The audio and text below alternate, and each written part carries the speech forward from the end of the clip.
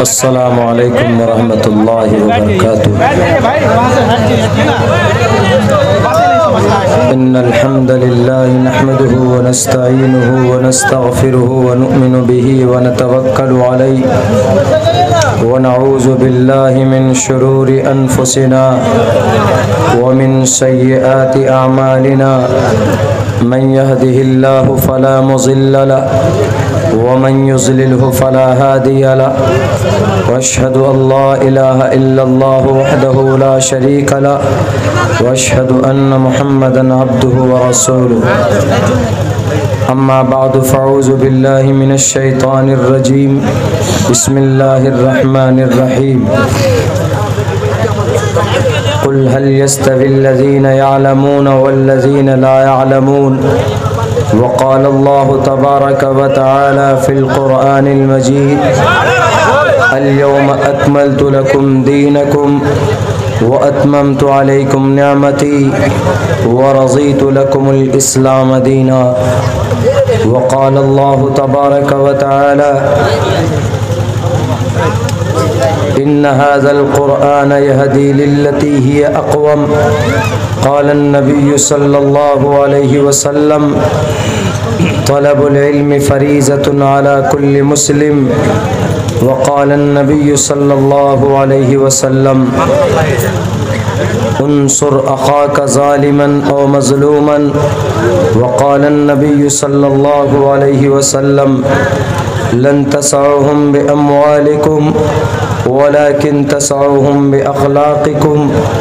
वक़ालन नबिय्यु सल्लल्लाहु अलैहि वसल्लम मन रआ मिनकुम मुनकरन फ़ल्युग़य्यिरहु बियदिही फ़इल्लम यस्तति फ़बिलिसानिही फ़इल्लम यस्तति फ़बिक़ल्बिही व ज़ालिका अज़अफ़ुल ईमान।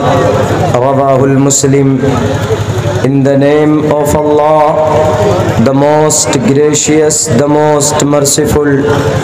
All praise and thanks are Allah's, the Lord of the Alameen. Mankind, jinn and all that exist, you honor only that ruling judge. The day of recompense, it means the day of resurrection. You alone we worship, you alone we ask for help, each and everything. Guide us to the right path, to the straight way.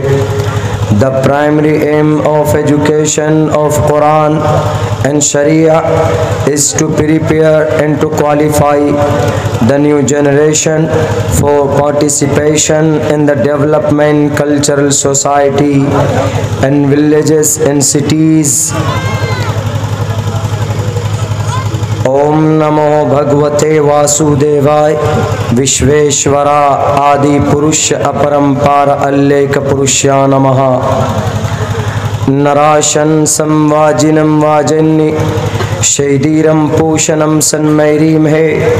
रथम न दुर्गादवसवा सुदानवो विश्वसम्मानो अहंसो निष्पिपर्ता। नकीरस परविनंति वर्तानि अदबधानी वरुणस्य वर्तानि। अस्मल्लाम हुत हुत्वा अल्लो सूर्य सर्व नक्षत्रा। ओम पूर्णमिदः पूर्णमिदं पूर्णात् पूर्णमुदच्यते पूर्णस्य पूर्णमादाय पूर्णमेवावशिष्यते। ओम शांति, ओम शांति, ओम शांति। जनाब सदर जलसा और स्टेज पर मुअज़्ज़ज़ उलमाए किराम और सामने तशरीफ़ फरमा हमारे समाज के मोहतरम सामईन और पिंडाल में तशरीफ़ फरमा हमारी समाज की माँ और बहनों, तालीमी बेदारी के उन्वान से ये कॉन्फ्रेंस मुनाकिद की गई। बहुत पहले ये तारीख़ तय की गई थी आपके इस जलसे की, आपके इस उन्वान पर इस प्रोग्राम को मुनाकिद करने के लिए अराकीन जलसा का और हमारे नौजवानों का काफ़ी मेहनत और अनथक कोशिश के बाद उन्होंने एक खूबसूरत सा प्रोग्राम मुनाकिद किया। मेरे भाइयों उन्वान आपके जलसे का बहुत अच्छा है, तालीमी बेदारी। ये एक ऐसा उन्वान है, इस पर सिर्फ जलसा या कॉन्फ्रेंस नहीं होना चाहिए, बल्कि और 2 कदम आगे बढ़कर हमें इस उन्वान पर तहरीक कायम करनी चाहिए, क्योंकि ये एक ऐसा उन्वान और टॉपिक है कि हम किसी भी बातिल का, किसी भी फ़िरका परस्त ताकत का हम तीर तलवार से, प्रोटेस्ट एहतजाज के ज़रिए से हम उनका मुकाबला तो नहीं कर सकते, मगर ये एजुकेशन का, तालीम का एक ऐसा मैदान है, एक ऐसा हथियार है कि हम इस तालीम के ज़रिए से बहुत आसानी से, बहुत ही आसानी से हम बातिल ताकत का हम मुकाबला कर सकते, हम अपने हक हुकूक को हम ले सकते, हम अपने सच्चा होने को भी हम साबित कर सकते। मिसाल के तौर पर आप मुसलमान, आप इस्लाम मज़हब को फॉलो करते, आपका एतमाद, आपका विश्वास, आपका यकीन एक अल्लाह की ज़ात पर है, और आप जिस किताब को मानते हैं, जिस किताब के मुताबिक आप अपनी ज़िंदगी गुजारने की कोशिश करते हैं, वो है कुरान पाक, वो है अहादीस रसूल। मगर दूसरों को कैसे बताएंगे कि ये बेहतर किताब है? हम जिस शरीयत पर चल रहे हैं वो शरीयत मुहम्मदी, हम अहादीस रसूल, हम एक कलिमा ला इलाहा इल्लल्लाह को मानते हैं। आपके अंदर जब तक जानकारी नहीं होगी, जब तक आप अपने कुरान को नहीं जानेंगे, अपनी शरीयत को नहीं पहचानेंगे, तो you are that time helpless, you can't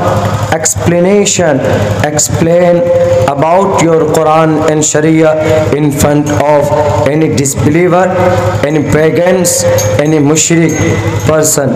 आप किसी भी इंसान के सामने अपने कुरान को, अपनी शरीयत को और अपने इस्लाम के निज़ाम को, अल्लाह की वहदानियत को, मुहम्मदुर रसूलुल्लाह सल्लल्लाहु अलैहि वसल्लम के आखिरी होने को आप उनके सामने आप क्लियरिफाई नहीं कर पाएंगे। इसीलिए ये तालीमी बेदारी इतना अच्छा उन्वान और इतना अच्छा प्लेटफॉर्म कि आपके बीच आप कुरान के ताल्लुक़ से, शरीयत के ताल्लुक़ से किसी भी फील्ड में जब तक आपके पास उस फील्ड का जानकारी आपको नहीं है तो आप कुछ भी किसी को नहीं बता पाएंगे। आदमी किसी भी फील्ड में सक्सेस जब ही होता है जब उसको उस फील्ड के बारे में जानकारी हासिल हो। मेरे नौजवान हैं, यहाँ पर बड़ा तबका नौजवानों का है, अगर उन्हें पिक्चर देखना हो, उन्हें फिल्म देखना हो, तो जब तक वो, मैं ये मिसाल इसलिए दे रहा हूँ ताकि उनको बड़ी आसानी से बात समझ में आए। अगर कोई नौजवान है वो फिल्म देखना चाहता है, वो नई फिल्म रिलीज़ हुई है, जुम्मे के दिन रिलीज़ होती है फिल्म आपके भारत में। क्यों रिलीज़ होती है जुम्मे के दिन?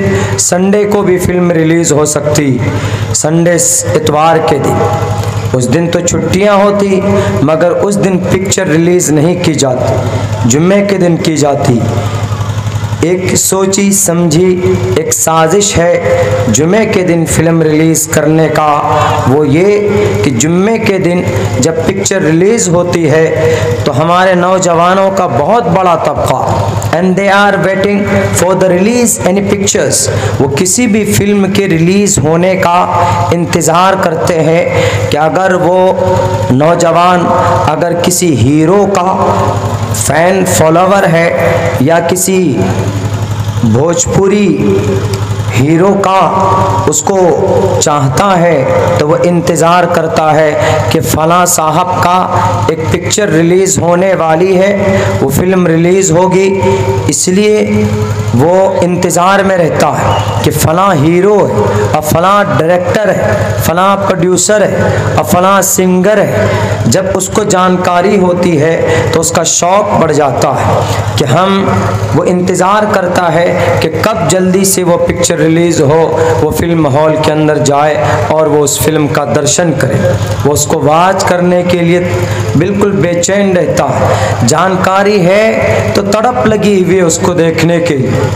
तो मेरे भाइयों, वो महीनों से इंतज़ार करता है, और जुम्मे के दिन जब फिल्म रिलीज़ हो जाती है तो सबसे पहला शो 12 से 3, 3 से 6, 6 से 9 और 9 से 12। 9 से 12 का मतलब शायद नाइट शो उसको बोलते हैं। कहीं कहीं पर सुबह भी 9 से 12 चलाते हैं लोग, लेकिन उमूमन फिल्म शो की जो कवानीन, उनके जो निज़ाम होता है वो 12 से लेकर 3 बजे फर्स्ट शो माना जाता है। हम लोग जब उत्तर प्रदेश में पढ़ते थे तो हमारे बहुत से साथी ऐसे होते थे कि वो जुम्मे की नमाज छोड़कर वो 1 महीने से तज़किरा करते थे कि इस बार सलमान खान की फ़िल्म रिलीज़ होने वाली, इस बार सन्नी देओल साहब की गदर रिलीज़ होने वाली। इसीलिए वो 1 हफ्ता पहले टिकट काट कर रखते थे और जुम्मे की नमाज छोड़कर वो जाकर फिल्म हॉल में गुजारते थे। जुम्मे की नमाज से मुसलमानों को काटने के लिए, अलग करने के लिए जुम्मे के दिन पिक्चर रिलीज़ की जाती, ताकि मुसलमानों का एक बड़ा तबका जुम्मे की नमाज से महरूम हो जाए। ये मकसद है जुम्मे के दिन फिल्म को रिलीज़ करने का। अगर मैं झूठ बोलता हूँ तो आप जाकर पूछिए वीनस वालों से, टी सीरीज़ वालों से। दुनिया की सबसे महंगी पिक्चर अगर कोई बनाता है तो उस कंपनी का नाम मार्वल्स है, जो अमेरिका और लंदन में ये कंपनी पाई जाती। उनकी एक पिक्चर कई अरब और कई खरब की होती। उनसे जाकर पूछिए कि why do you release the picture on Friday, what is reason. वो आपको बताएगा कि हमारा मकसद क्या, सिर्फ मुसलमानों को जुम्मे की नमाज से काटने के लिए, अलग करने के लिए वो जुम्मे के दिन पिक्चर रिलीज करते। मेरे भाइयों, तो खैर पिक्चर के बारे में जानकारी हो, अभी कुछ दिनों पहले, साल 1.5 साल पहले एक फिल्म रिलीज हुई थी, उनका नाम शायद था थॉर, THORE, थॉर। वो वही हॉलीवुड वगैरह की कहीं की बनी हुई थी। तो कम से कम 6 महीना पहले उसका ट्रेलर रिलीज किया गया था। तो हमारे कई सारे ऐसे बच्चे स्कूल के जो उस ट्रेलर को देखते और इस इंतज़ार में थे कि कब ये रिलीज़ हो तो हम पूर्णिया में जाकर के पहले शो देखें। उन्हें कभी ये शौक़ नहीं हुआ कि हम पूर्णिया में जाके जुम्मे की नमाज अदा करें, हम अररिया में जाकर जुम्मे की नमाज अदा करें। ये तड़प कभी नहीं देखी जाती। लेकिन पिक्चर थॉर रिलीज़ हो तो हम जनाब सबसे पहले जाकर, पहले शो में हम जाकर पूर्णिया में और AC डिलक्स की टिकट काट कर हम जाकर उस पिक्चर का दर्शन करें। वो तड़प होती, जानकारी थी कि इस थॉर पिक्चर में क्या क्या है। इसके अंदर में सारे सुपर हीरोज को जमा किया गया था, या कोई शक्ति वाला सुपर पावर वाला होता जिसके अंदर सुपर शक्ति होती है, वो हथौड़े से वो चिंगारी पैदा करते हैं। और यही तड़प उन नौजवानों को थी देखने के।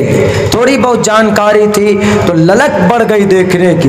तो जिस चीज़ को इंसान जानता है, पहचानता है, उसके लिए बेचैनी बढ़ जाती है और उसको सही तौर पर एक्सप्लेन कर पाता। मेरे भाइयों, मेरे मुसलमानों, जिस मुल्क में आप बसते हैं यहाँ एकमात्र केवल एक रास्ता है तालीम का।